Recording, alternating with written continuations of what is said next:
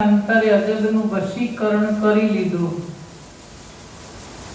ભગવાન ભાવનાથી વશ થાય, પ્રેમથી વશ થાય।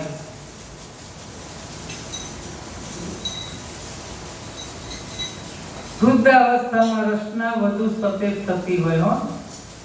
ગળપણ આવે ને એટલે આ ગીત બધું નવું નવું ખાવાનું મન થાય, રોજ રોજ નવા સ્વાદ થાય।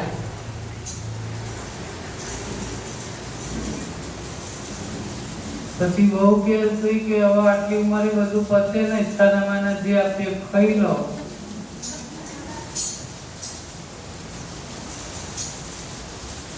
એટલે કે છે ને કે દીકરી મોટી થાય પહેલા પહેરી ઓઢી લેવું અને બહુ આવે પહેલા બધું ખાઈ લેવું।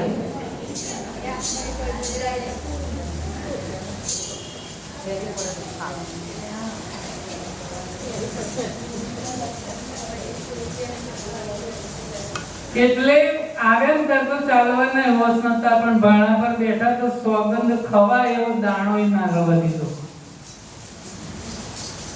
વાહ વાહ, આવી રસોઈ મેં ક્યારેય ખાધી નથી, બીજું હજુ હોય તો પીરસો। પોતાના માટે કણ પણ નથી રહેવા દીધો, બધું જ ભગવાનને પીરસી દીધું છે। ભગતે પ્રેમથી હાથ દોડાવ્યા, શીતળ જળપાન કરાવ્યું અને સંતૃપ્ત થયા ત્યારે ઓળકાર ખાતા ખાતા વિચારે કે 2 દિવસના ભૂખ્યા છે। ભગવાન વિચારે છે કે 2 દિવસના ભૂખ્યા છે ને, છતાંય આગળ આવેલા અતિથિને કેવા આદરથી જમાડે છે। ખરેખર આવું દાંપત્ય જીવન તો હજી મેં ક્યારે જોયું નથી।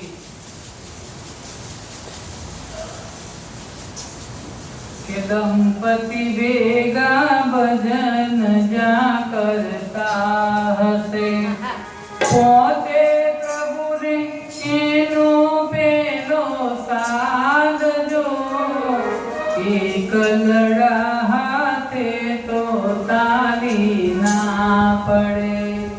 રંગત આવે મળતા બંને હાથ જો, દંપતિ ભેગા ભજન જ્યાં કરતા હશે, એકલડી પાંખે તો પક્ષી ના ઉડે, 2 પાંખોથી ઉડશે બધી વાત જો, દંપતિ ભેગા ભજન જ્યાં કરતા હશે। પુનીત એવા દંપતિ જગમાં કોઈ છે, સગડામાં એ ગણાતા અપવાદ જો, દંપતિ ભેગા ભજન જ્યાં કરતા। બંનેનો સાથ હોય ને ત્યાં જ રંગત આવે। આપણે તૈયાર થઈને નીકળીએ, મસ્ત પેલો મસ્ત તૈયાર થઈને પેલો ભરવી નીકળીએ, ઘરવાળા કે ક્યાં ઉપડ્યા? ભજનમાં।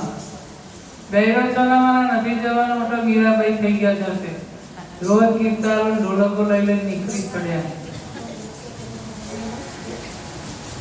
પણ આપણી સાથે સાથ પુરાવે એ દંપતિ ને આ સ્વર્ગ સમાન છે। દંપતિનો પ્રેમ જોઈ વધુ આખરી અગ્નિ પરીક્ષા કરવાની પ્રભુએ વિચાર્યું કે હજુ એક આખરી પરીક્ષા લો। રાત વાસો કરવાનું મન થઈ ગયું, સાંજ ઢળવાવી, સંન્યાસી તો પાછું જવાનું નામ લેતા જ નથી।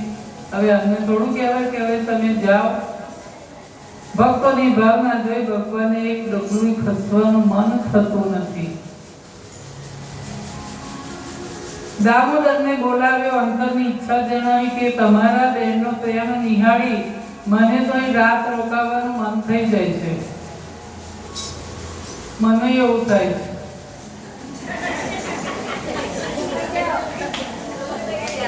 કાલે ભાઈએ મને કહ્યું કે બેન આખો મહિનો રોકાઈ જાઉં કે બસ જવાના ને ત્યાં જવાના। દશામાં કાલે વિદાય થાય, અમે કાલે વિદાય। દશામાં જોડે જાય હતા અમે।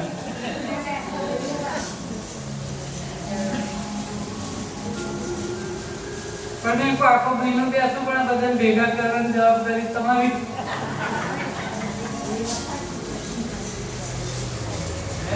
પછી મારે અંદર બે મારા લાઈન બીજી ચડાઈ કરવું પડે.